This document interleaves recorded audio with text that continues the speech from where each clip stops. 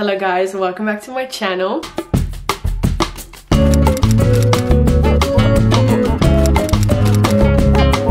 So I just got out of the shower. If my hair looks a little wet, it's because I just washed it. But welcome to today's video. So I've been in the US for a month now, just over a month, and I thought it would be a good idea to film a kind of like a life update or like a Q&A type of video. Just me telling you guys how my journey has been so far as an au pair in the US. So if this is your first time seeing my face at all, hi, my name is Rochelle. I am from South Africa. I'm 20 years old and I moved to the US in February to become an au pair, and I've been here now for a month, just over a month. I'm au pairing in New York, not New York City. I live like 30 minutes outside of the city, and yeah, I think that's about it. Okay, so I posted a story yesterday with a question box, but I want to address the first question that was like the most popular one, and that is how have you been doing? And it was so sweet. The fact that I saw that comment was like the main thing that people were asking. You know what? I am doing great. I have a very good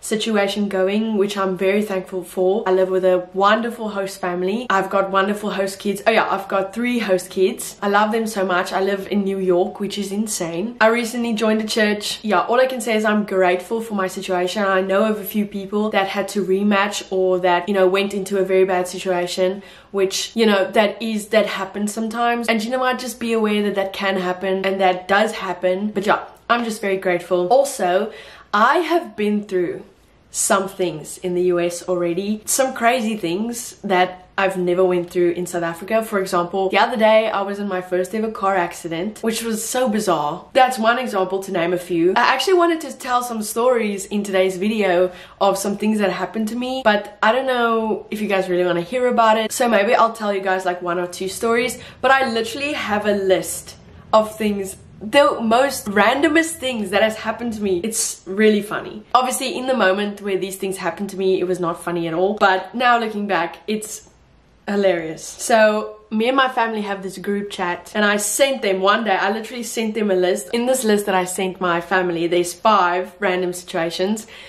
I literally, hold on, just recently I added 2 more, and this message was sent March 7th, so like 2 weeks ago. But yeah, some of these stories I don't want, you know, to say on camera or like talk about, because, you know, it's personal stuff. But yeah, as I said, like the one was a car accident, my first ever car accident. The other one is a story where I did tell a little bit of this on my Instagram story once, but I almost got kidnapped in White Plains like the first or second week that I've been here, and it was such a weird experience, and it was kind of bad. But yeah, so those are just 2 situations to name a few, but the Lord has truly put me through some tests and some trials while I've been here. And then something else I can tell you guys is I have joined a church. That was like one of my first priorities that I had before coming to the US, was I needed to find a church and I needed to plant myself, start serving. Let's start with the questions. Okay, so the first question is, what keeps you the busiest while au pairing? What takes up a lot of your time? I don't really know. I'd say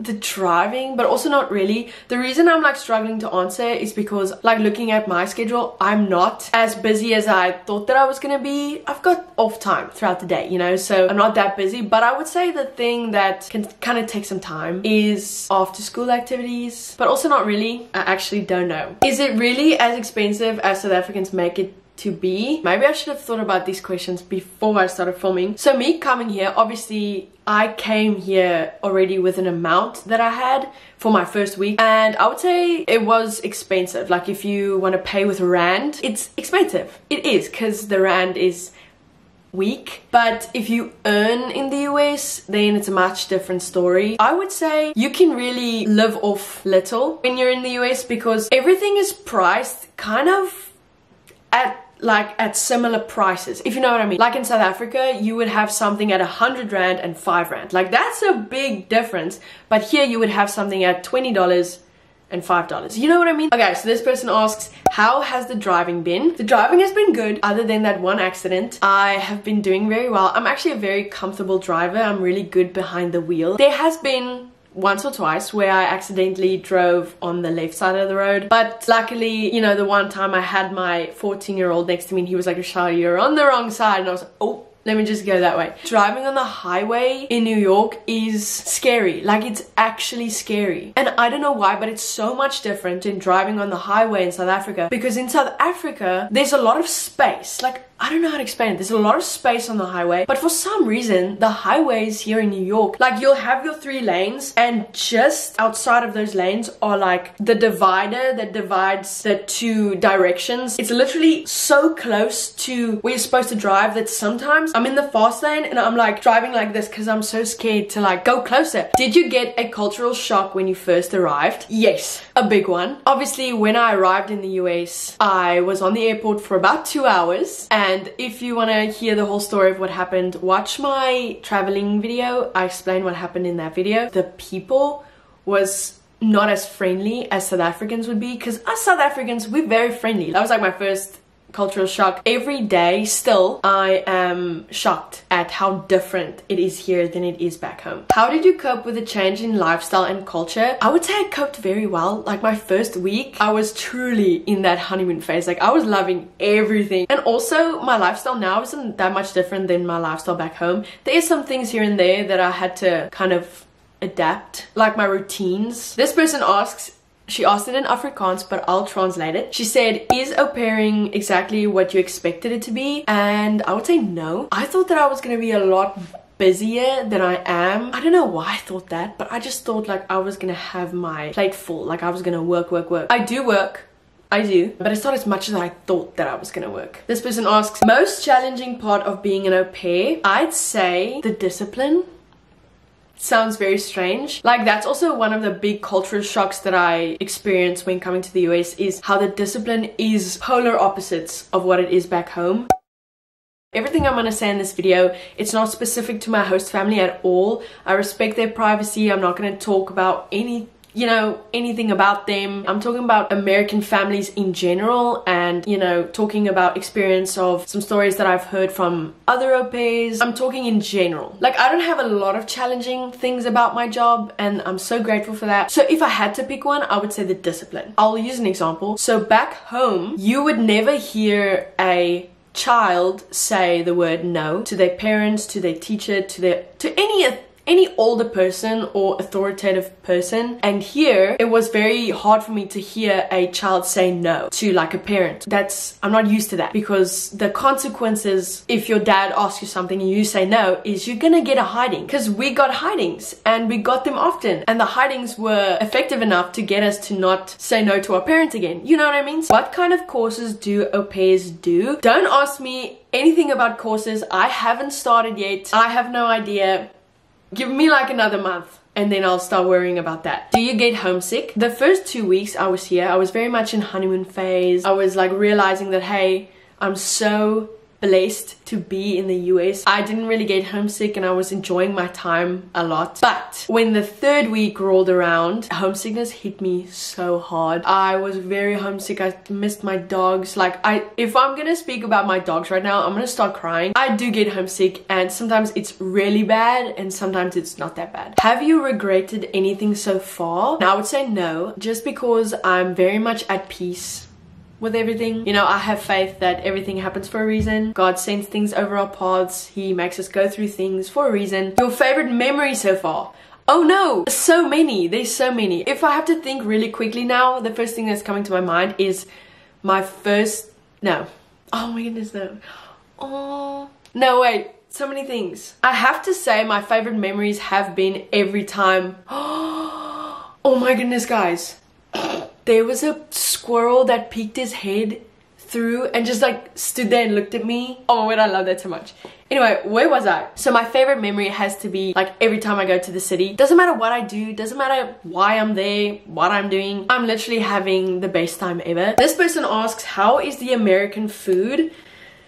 Food's good. I'm a big foodie. I eat so much. Every time I go into the city, I have to eat food, all different kinds of food. I love food. There's a lot of diversity in food here. So you have Taco Bell, and then you have Chipotle, and then you have Chick-fil-A. Okay, I'm only naming fast foods. which is really bad. But like, for example, in my town alone where I live, there's Italian restaurants and there's sushi. And I mean, it's New York. There's a lot of cultures in New York. It's not just American. Was it difficult to adjust to the time difference? Yes, it was. It took me a good 3 days. I found myself getting tired. I wanted to sleep. I would wake up 3 in the morning like alert, awake, I'm ready for the day. This person asked, have you tried the Korean barbecue? I'm literally living through you wanting to try it. Yes, I have. I liked it. I enjoyed it. It wasn't that great. Like, I won't do it again. If you don't know what Korean barbecue is, it's where you sit at a table and you have a pan, like a fryer in front of you. He puts meat on there, he puts food on there. You kind of eat it off the thing. I won't do it again though, because there's a lot of other things that I'd like to try. This person asks in Afrikaans, but I'll translate. How did you know it was the right family? I had peace from the Lord. The family that I'm with now was my second family. The first family that reached out, I just knew, not the one. I looked at the profile, not my family. And I remember my mom saying, Rochelle, just interview with them. Like, just give them a chance. I was like, no. I had that mindset of, if I'm not gonna have that peace from the Lord and that knowing from the Holy Spirit, then I don't care if it takes me 5 months. I don't care how long it takes me. If I don't get that, I'm not going. Sorry, I'm so aggressive. Okay, so my mom asks, again in Afrikaans, but I'll translate. Is it... Wat's lekker in Engels? Lekkerder. Is it better? Is lekkerder in Engels beter? My mom vraagt, is dit lekkerder in New York as in South Africa? Okay, I'd say it's translated as, is it better in New York as in South Africa? But that is a very difficult question. I don't know why my mom asked this, because I can't answer that. I love my life now, but I also love my life back home. How are the people? Are they friendly? How do they compare to South Africans? South African people are top tier. Like, South African people are friendly, they're good people. So if I compare Americans to South Africans, there's no comparison. I miss South African people. Americans are friendly and welcoming too, yes, of course, but there's just something about Afrikaans woman tannie wat ek mis en die Afrikaanse kultuur en yeah, I don't know, it's difficult. Do you ever have days where you feel like you made a mistake going? I don't feel like I made a mistake at all. That's a very good question. Is it difficult as a South African to fit in? Accent wise, sometimes I actually have to change my accent in order for people to understand me. Like if I'm on the phone or in the drive-thru ordering something, doesn't matter. I sometimes have to like change how I'm saying things. And also the other day, I asked someone for lip ice and they were like, excuse me, what's that? And I was like, lip ice. Like this thing, like lip ice for your lips. I forgot that they don't call it lip ice, they call it chapstick. Do you have a curfew? Do you ask to borrow the car? Okay, this is a lot of questions in one, so I'll do the first one. Do you have a curfew? No, I do not. Do you ask to borrow the car? Sometimes I ask, but the car is there if I need it. If I want to use it, I just get in the car and I can go. Do you cook for the family?